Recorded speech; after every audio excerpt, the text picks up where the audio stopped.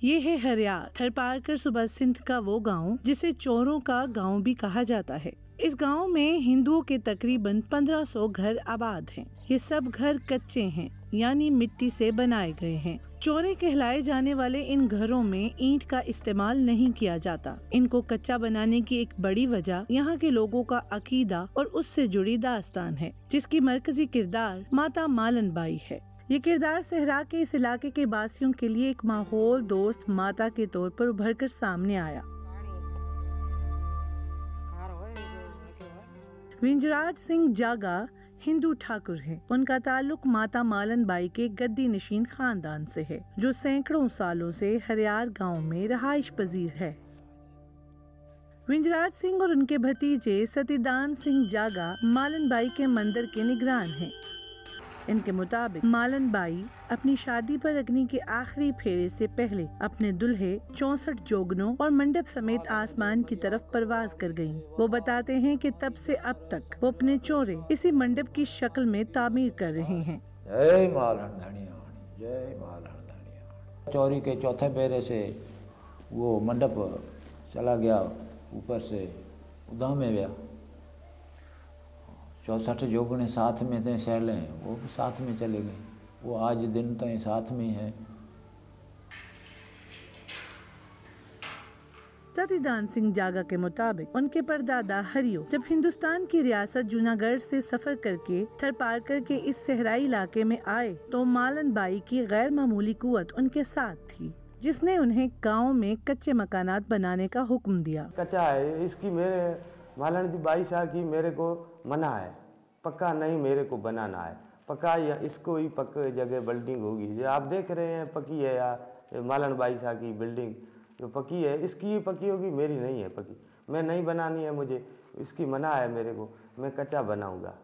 एक जैसे सारे ही घर एक जैसे, सिर्फ सरकारी गवर्नमेंट की जगह जो होगी, स्कूल होगी या कम्युनिटी को हाल होगा, इसके जैसा बराबर मुझे नहीं बनाना है। मेरे इससे नीचे रहना है।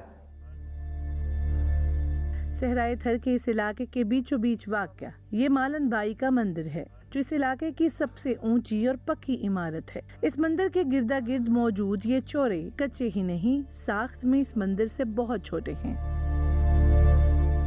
ये शक्ति का मंदिर बना हुआ है, पहले कच्चा था, ईंट वाला चौरा था। ये ऐसा जो बना रहा है गाँव में, ईंट वाला चौरा था, ऊपर से कच्चा था, नीचे से पक्का था। तो मेरे बाबा साहब हैं, जो मेरे पिता है, वो यहाँ बैठे हैं वो ताक पे, उसको रात के नींद में ख्वाब में शक्ति आप आ गई। उसने वो शक्ति ने ख्वाब में मेरे बाबा को बोला, आप बना लो, जो आपकी हुक्म, जो आपकी मर्जी है वैसे करो, मैं आपके साथ हूँ, आपकी मर्जी बना लो। विंजराज बताते हैं कि अगर कोई देवी की हुक्मदूली करता है या कोई हरा भरा दरख्त काटता है, तो मालन बाई उससे नाराज हो जाती है और फिर उसे सजा मिलती है। इसी वजह से छोड़ा है। हर चीज़, कच्चा मकान है का वो कोई भी चीज़ है, या हमारे सीमाड़ी एरिया है, इसमें दरखंड खड़े है ना, ये हरे भरे दरखंड खड़े, एक काटने की मना है, बिल्कुल मना है। हम अगर ये दरखंड एक काटेंगे ना तो उसका नुकसान होगा, हमारा माल है, बकरी है, भैंस है, वो मर जाएगी। इसी वजह से हम नहीं काटते, मालन बाई की मना है।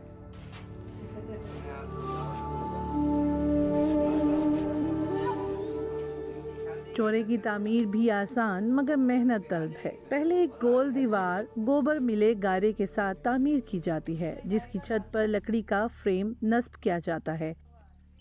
शौकीन हजरात इसे मुख्तलिफ रंगों से भी सजाते हैं। चौरे के बैरूनी हिस्से पर खिप यानी सहराई घास लगाई जाती है, जिससे घर के अंदर का दर्जा हरारत बहुत कम हो जाता है। चौरा बना है, ये कच्चा चौरा है। ये मिट्टी और गोबर दोनों साथ के लगा के ये इसकी दीवार बनाता हूँ पहले, फिर ऊपर से बनाता हूँ लकड़ी के। ये जो मैं बनाता हूँ, ये मेरी मालन बाई शाह जो मेरी देवी है, मेरी देवी उसकी मेरे को मन है, उसके लिए मैं कच्चा बनाता हूँ।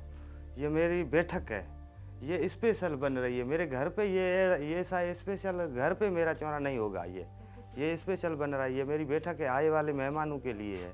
सर्दी में तो ये गर्म होता है और गर्मी में ये ठंडा होता है। बहुत एसी लगी हुई है, ऐसा है ये। अब बन रहा है, ये बन जाएगा फिर देखना क्या है।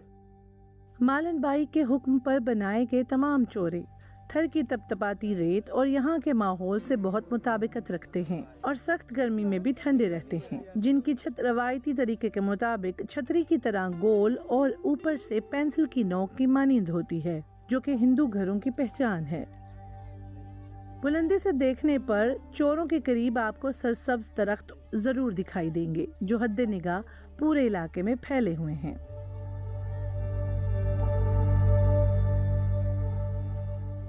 तरकेबासियों को सहराई हिद्दत झीलने के काबिल बनाने में, इन चोरों और यहाँ के माहौलियाती निज़ाम का तहफ़्फ़ुज़ बरकरार रखने में मालन बाई की दास्तान का बड़ा हाथ है। यानी अगर मालन बाई की कहानी ना होती तो सहरा के इस हिस्से को भी कंक्रीट का जंगल बना दिया जाता। अफीफा नसरुल्लाह, DW उर्दू, हरियार, थरपारकर, सिंध, पाकिस्तान।